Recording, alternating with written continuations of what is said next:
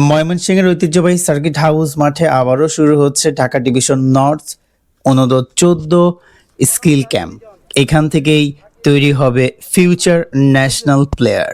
আসসালামু আলাইকুম, আমি দিশু শাহ। আজকের এই ভিডিওতে আলোচনা করব এই স্কিল ক্যাম্পটা কি, কারা সুযোগ পাবে এবং সেই সাথে যারা 20 জনের স্কোয়াডে আছে তারা আসলে কিভাবে প্রস্তুতি নিবে এই স্কিল ক্যাম্পকে সামনে রেখে সবকিছু নিয়ে আজকে ভিডিও আলোচনা করব। চলেন তাহলে শুরু করা যাক আজকের এই দারুণ ভিডিওটি। Let's go. প্রথমে আলোচনা করব অ্যাকচুয়ালি এই ক্যাম্পটা আসলে কি। এই ক্যাম্পটা আমি যদি বলি এটা একটা ফিল্টারিং স্টেজ, কেননা এখানে আসলে প্লেয়ারদেরকে ফিল্টারিংই করা হয়। এটা কিন্তু কোনো ট্রায়াল না। এই স্কিল ক্যাম্পটাকে আমরা ট্রায়াল বলতে পারি না। ট্রায়াল ছিল সেটা যেখানে আপনি জেলা দলে খেলার জন্য ট্রায়াল দিয়েছিলেন, তার পরবর্তীতে আপনি জেলা দলে খেলেছেন, জেলা দলে খেলে পারফর্ম করেছেন, তারপরে আপনি ডিভিশনে স্কোয়াডে আসছেন, তারপরে ডিভিশনে যে 45 প্লেয়ারদেরকে নিয়ে 3 থেকে 4 দিনের একটা ক্যাম্প হয়েছে, সেই ক্যাম্পে আপনি ভালো করেছেন, তারপরে কিন্তু আপনি সুযোগ পেতে যাচ্ছেন এই স্কিল ক্যাম্পে। নর্মালি এটা কিন্তু ট্রায়ালের অন্তর্ভুক্ত না, এটা হচ্ছে আপনি পারফর্ম করেছেন, পারফর্মের রেজাল্ট এই ডিভিশন ক্যাম্প অথবা এই স্কিল ক্যাম্প। এবার বলবো এই স্কিল ক্যাম্পে আসলে কতজন প্লেয়ার রয়েছে। সাধারণত এই স্কিল ক্যাম্পগুলোতে 20 জনের একটা স্কোয়াড থাকে। এই 20 জনের স্কোয়াডটাকে নিয়ে আগামী 5 অথবা 6 দিন তারা স্কিল ক্যাম্প করবে। স্কিলটা আসলে কি? ধরেন আপনি একজন ব্যাটসম্যান, আপনার ব্যাটিং হচ্ছে স্কিল। ধরেন আপনি একজন বলার, আপনার বোলিংটা হচ্ছে স্কিল। এই যে ব্যাটিং, এই যে বোলিং, এই দুটো জিনিসকে নিয়ে কিন্তু তারা মূলত কাজ করবে। আপনি যদি উইকেট কিপার হয়ে থাকেন, আপনি কিন্তু উইকেট কিপার, এটা একটা স্কিল। আপনার উইকেট কিপিং নিয়ে কাজ করবে, কেননা এই স্কিল ক্যাম্প শেষ হওয়ার পরেই কিন্তু এই ডিভিশনের খেলা শুরু হবে। এই আন্ডার 14 15 জনের একটা স্কোয়াড নিয়ে তারা ডিভিশনাল ন্যাশনাল যে কম্পিটিশন, সেই কম্পিটিশনে কিন্তু তারা অংশগ্রহণ করতে যাবে। এই 20 জনকে নিয়ে তারা 5 থেকে 6 দিন তারা তাদের স্কিলকে ডেভেলপ করার জন্য, তারা তাদের গেম অ্যাওয়ারনেসটাকে আর কি আরও ভালোভাবে রপ্ত করার জন্য কিন্তু মূলত এই স্কিল ক্যাম্পটা হয়ে থাকে। এই 20 জনের স্কোয়াড মূলত 5-6 দিন খুব গভীরভাবে নিবিড়ভাবে স্কিল নিয়ে কাজ করবে কোচদের সাথে। সেই সাথে হয়তো বা বাংলাদেশ ক্রিকেট বোর্ড যদি কোনো কোচকে পাঠায় অথবা কোনো সিলেক্টরকে পাঠায়, মানে যারা হাই প্রোফাইল সিলেক্টর অথবা কোচ আছে যারা কিনা বাংলাদেশ গেম ডেভেলপমেন্টে কাজ করতেছে এইজ লেভেল সেক্টরে, তারা হয়তো বা থাকবে। এদের আন্ডারেই কিন্তু এই যে 20 জনের স্কোয়াডের যে প্লেয়াররা রয়েছে তারা স্কিল ক্যাম্পটা করবে। এই স্কিল ক্যাম্প শেষেই কিন্তু একটা ফাইনাল স্কোয়াড তৈরি করা হবে। ফাইনাল স্কোয়াডটা কি? আন্ডার 14 ডিভিশনাল ন্যাশনাল যে কম্পিটিশনটা হবে সেখানে তারা পার্টিসিপেট করবে। পার্টিসিপেট করার আগে তো এই 20 জনকে নিয়েই তো আর যাওয়া যাবে না। এখান থেকে 5 জনকে তারা স্কোয়াডের বাইরে রাখবে। 15 জনের একটা স্কোয়াড, মানে মূল দল নিয়ে কিন্তু তারা মূলত ন্যাশনাল আন্ডার 14 ডিভিশনাল কম্পিটিশন আর কি খেলতে যাবে। তো 15 জন স্কোয়াড হবে, বাকি থাকে 5 জন। 5 জনকে তো আর স্ট্যান্ড বাই রাখবে না, প্রবাবলি 3 জনকে স্ট্যান্ড বাই রাখবে আর 2 জনকে দল থেকে বাদ পড়তে হবে। তবে একটা জিনিস কি, আমি কিন্তু শুরুতেই বলেছিলাম এটা হচ্ছে ফিল্টারিং স্টেজ।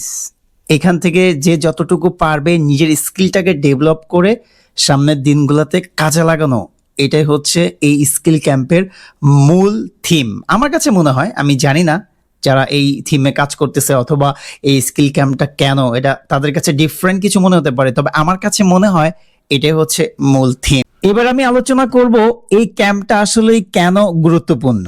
এই ক্যাম্পটা কিন্তু সত্যিকার অর্থে ক্রিকেটারদের জন্য খুব খুব গুরুত্বপূর্ণ। স্কিল ক্যাম্প বলেছি, স্কিল ক্যাম্প আসলে এতটা গুরুত্বপূর্ণ যা বলার বাইরে। প্রত্যেকটা ক্যাম্পই অনেক গুরুত্বপূর্ণ। বিশেষ করে জেলা লেভেলের ক্রিকেটাররা কিন্তু ক্যাম্প করতে পারে না, তাদের এই ধরনের সুযোগ হয় না। জেলা লেভেল টপকে তারা কিন্তু ডিভিশনাল লেভেলে একটা ক্যাম্প করতে পারে। এই ডিভিশনাল লেভেলে যারা ভালো করবে তারা কিন্তু আবার ওয়াইসিএল মানে ইয়থ ক্রিকেট লিগে গিয়ে ক্যাম্প করতে পারবে। সেখানে একটা আরেকটা টুর্নামেন্ট খেলার সুযোগ তৈরি হবে। এই ক্যাম্পগুলো থেকেই কিন্তু মূলত ন্যাশনাল ক্রিকেটার বলি অথবা ডিভিশনাল ক্রিকেটার বলি অথবা ডিস্ট্রিক্ট ক্রিকেটার বলি, তারা কিন্তু তৈরি হচ্ছে। ঢাকা ডিভিশন নর্থের মানে সিলেক্টর স্কিল ক্যাম্পে যে এসেছিল, সরি স্কিল ক্যাম্পে না, মানে প্রাইমারি ক্যাম্পে যে এসেছিল গোলাম সরোয়ার, সরু একটা কথা বলেছিল, আসলেই এখানকার যে খুদে ক্রিকেটাররা রয়েছে তাদেরকে অনেক কিছু পরিবর্তন করার কিছু নাই, তাদেরকে ছোট ছোট কিছু জিনিস পরিবর্তন করে দিতে হবে, সেগুলো তারা নিজেরাই কাজ করবে, সেই সাথে কোচদের সাথে কাজ করবে, একদিন দুই দিনের ক্যাম্প হবে সেখানে কাজ করবে। এখন এই স্কিল ক্যাম্প নিয়ে যদিও কথা বলতেছি, আসলে স্কিল ক্যাম্পটা আপনাকে প্রপার ক্রিকেটার হওয়ার জন্য অনেকটা এগিয়ে দিবে। এই স্কিল ক্যাম্পে আপনি শিখতে পারবেন আপনাকে কিভাবে ওয়ার্কআউট করতে হবে, কিভাবে স্কিলটাকে ডেভেলপ করা যাবে, কি ধরনের স্কিলের কাজ করতে হবে। মানে আপনি ব্যাটসম্যান হন, বলার হন অথবা উইকেট কিপার হন, আপনি যেই সেক্টরেই থাকেন না কেন, আপনি আপনার স্কিল নিয়ে একটা নিজের মধ্যে সচেতনতার একটা ভাব হয়তো বা এই ক্যাম্প থেকে আপনি পাবেন। আপনি আপনার নিজের যত্নটাকে কিভাবে নিতে হবে এই ক্যাম্প থেকে কিন্তু আপনি শিখতে পারবেন। তো এই স্কিল ক্যাম্পটা কিন্তু অনেক অনেক গুরুত্বপূর্ণ সব দিক থেকেই চিন্তা করলে। এবার বলি আসলে ভবিষ্যতে কতটা কাজে লাগতে পারে এই স্কিল ক্যাম্প। এই স্কিল ক্যাম্প হয়তো বা 4-5 দিনে শেষ হয়ে যাবে, কিন্তু এটা কিন্তু ভবিষ্যতে আপনার জন্য হয়তো বা হতে পারে বলতে পারি যে অনেক বড় একটা সূচক। আপনি এই 4-5 দিনে এই স্কিল ক্যাম্প থেকে যা যা শিখে যাবেন, সেগুলো যদি আপনি আপনার জেলা লেভেলে গিয়ে অ্যাপ্লাই করেন, তাহলে কিন্তু বিশাল একটা পরিবর্তন আসতে পারে। আসলে স্কিল ক্যাম্প অথবা ক্যাম্পগুলো কেন হয়? ক্যাম্পগুলো তো মূলত সারা বছর হয় না, ক্যাম্পগুলো হয়তো বা 1 সপ্তাহ হয়তো বা 2 সপ্তাহ ক্যাম্প হয়ে থাকে, কিন্তু এই ক্যাম্পের মাধ্যমে কিন্তু ক্রিকেটারদেরকে শেখানো হয় সে কিভাবে কাজ করবে, সে কিভাবে তার ব্যাটিংটা করবে, সে কিভাবে তার বোলিংটা করবে, সে কিভাবে রানিং করবে, সে কিভাবে তার ফিটনেসটাকে ডেভেলপ করবে, সেই সাথে সর্বোপরি অ্যাজ আ ক্রিকেটার হিসেবে সে কিভাবে তার বডিকে রিকভারি করবে পরবর্তী দিনের জন্য, তাকে কিভাবে ভালোবাসবে, তার লাইফ স্টাইলটা কি হবে, তার ডিসিপ্লিনটা কি হবে, তার খাবার দাবারটা কি হবে, সব কিছু কিন্তু এই ধরনের ক্যাম্প থেকেই ক্রিকেটাররা মানে শিখতে পারে। তো এই ধরনের ক্যাম্প হচ্ছে খুবই গুরুত্বপূর্ণ, বিশেষ করে এই ধরনের ক্যাম্পে যারা আসে নাই তারা হয়তো বা বুঝতে পারবে না, আর যারা এসেছে তারা যদি এই ধরনের ক্যাম্প থেকে শিখে অ্যাপ্লাই না করতে পারে, আসলে তারা কিন্তু আর ভালো স্টেজে অথবা তারা যদি ভালোভাবে ক্রিকেটটাকে সামনের দিকে এগিয়ে নিতে চায় হয়তোবা সম্ভব হবে না, হারিয়ে যাওয়ার সম্ভাবনাটাই বেশি।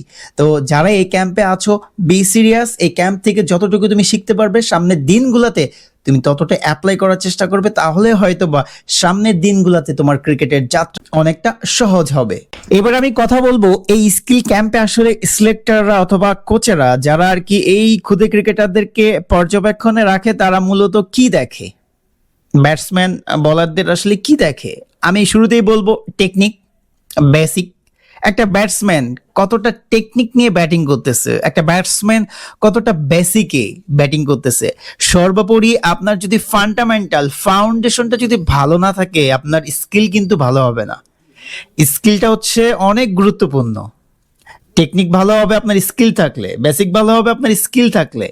এখন এই ক্যাম্পগুলোতে নর্মালি আপনি বলার হন অথবা ব্যাটসম্যান হন, স্বাভাবিক অর্থে আপনার কি ধরনের টেকনিক আছে, আপনি আসলে ক্রিকেটের যে একটা বেসিক, সেই বেসিকটা আপনার মাঝে কতটুকু আছে। যদিও আন্ডার 14 পারফেক্টলি হয়তো বা ওই ধরনের টেকনিক ওই ধরনের বেসিক থাকবে না, তবে হ্যাঁ কতটুকু আছে, একটু যদি না থাকতো তাহলে কিন্তু আপনি এই স্কিল ক্যাম্পে আসতে পারতেন না। নিশ্চয়ই কোনো না কোনো কিছু তো অবশ্যই আপনার মাঝে আছে, বিধায় আপনি কিন্তু এই স্কিল ক্যাম্পে জায়গা পেয়েছেন।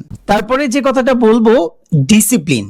সিলেক্টররা কিন্তু ডিসিপ্লিনটাকে খুব বড় করে দেখে। আসলে লাইফে ডিসিপ্লিন এমনভাবে জড়িত, আপনি মনে করেন অনেক ট্যালেন্ট কিন্তু আপনি ডিসিপ্লিন না, আপনার হয়তো বা বেশি দিন টিকতে পারবেন না।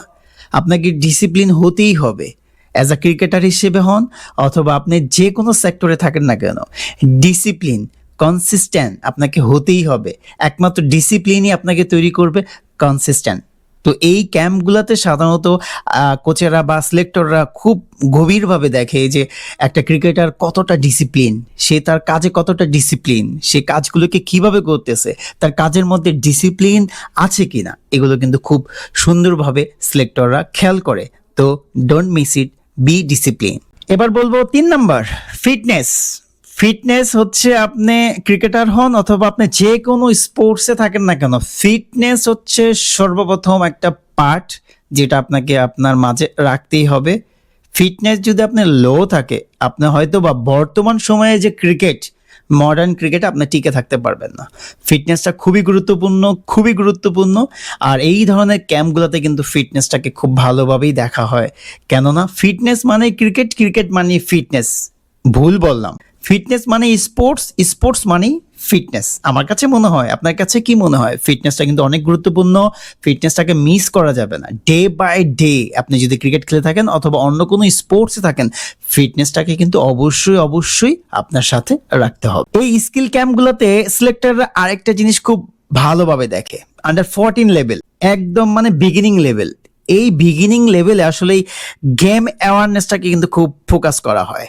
সে কিভাবে আসলে গেম অ্যাওয়ারনেসটাকে কাটিয়ে উঠছে, তার গেম রিড করার অ্যাবিলিটি আছে কিনা, যে সে সিচুয়েশন বেঁধে ব্যাটিং করতে পারে কিনা, এখন বর্তমান কি সিচুয়েশন ডিমান্ড করতেছে, সে ম্যাচটাকে এই সিচুয়েশন থেকে বের করতে পারতেছে কিনা, এই সব কিছু নিয়ে কিন্তু গেম অ্যাওয়ারনেস। আসলে গেম অ্যাওয়ারনেসটা কিন্তু এই লেভেল থেকেই কিন্তু আসলে তাকে তৈরি করে নিয়ে যেতে হবে, কেননা একটা সময় গিয়ে হয়তো বা এই ধরনের গেম অ্যাওয়ারনেস সে তৈরি নাও করতে পারে, তবে এখন যদি তার গেম অ্যাওয়ারনেসটা তৈরি করার একটা প্রবণতা থাকে, ডে বাই ডে কিন্তু এটা ইমপ্রুভ হবে।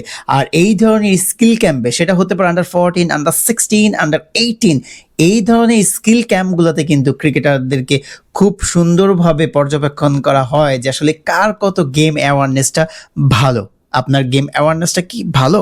আমার কিন্তু একদমই ভালো না, পচা। এবার বলবো সিলেক্টররা আরেকটা কি দেখে, সেটা হচ্ছে অ্যাটিটিউড। একটা ক্রিকেটার, আপনার যদি অ্যাটিটিউড না থাকে, আপনার যদি চালচলনে একটা ভাবমূর্তি না থাকে, তাহলে কি হলো নাকি? আমি কিন্তু ওই ধরনের ভাবমূর্তির কথা বলছি না, ক্রিকেটও একটা ভাবমূর্তি। অবশ্যই আপনাকে একটা অ্যাটিটিউডের মধ্য দিয়ে চলতে হবে। ক্রিকেটের একটা নিজস্ব অ্যাটিটিউড আছে, সেগুলোকে ফোকাস করতে হবে। আর একটা কথা বলবো, এই স্কিল ক্যাম্পগুলোতে বলেন অথবা অন্য কোনো ক্যাম্পগুলোতে বলেন, ট্যালেন্ট ট্যালেন্ট শুধু হলেই হবে না, আপনাকে কনসিস্টেন্টলি হতে হবে। আদারওয়াইজ ট্যালেন্ট থাকবে না, ট্যালেন্ট হারিয়ে যাবে আপনি যদি নিজেকে নিয়ে কনসিস্টেন্টলি না হন।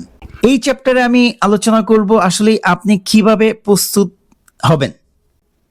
প্রেশার যদি হ্যান্ডেল না করতে পারেন তাহলে তো হবে না, প্রেশার হ্যান্ডেল করাটাই হচ্ছে আসল খেলা। এখন আপনি আসলে কিভাবে প্রস্তুতি নেবেন? আপনি নেট প্র্যাকটিস করতে হবে। যদিও আসলে কোন সিচুয়েশন আপনি খেলবেন, আন্ডার 14 2 ডে ম্যাচ হবে, তো 2 দিনের ম্যাচগুলোতে আসলে কি ধরনের ব্যাটিং করতে হবে এটাকে আপনাকে বুঝতে হবে। 2 দিনের ম্যাচে আসলে আপনি কিভাবে ব্যাটিং করবেন, কি ধরনের শটস খেলবেন, কতটা সময় মাঠে থাকবেন, এগুলো চিন্তা ভাবনা করে আপনাকে কিন্তু অগ্রিম একটা প্রস্তুতি নিতে হবে আপনার নেট সেশনগুলোতে। ওইভাবে ওই মেন্টালি নিয়েই কিন্তু আপনাকে নেট সেশনগুলো করতে হবে। এবার আমি কথা বলবো ফিটনেস নিয়ে। আসলে ফিটনেস ছাড়া কিন্তু ক্রিকেটটা চিন্তা করা যায় না।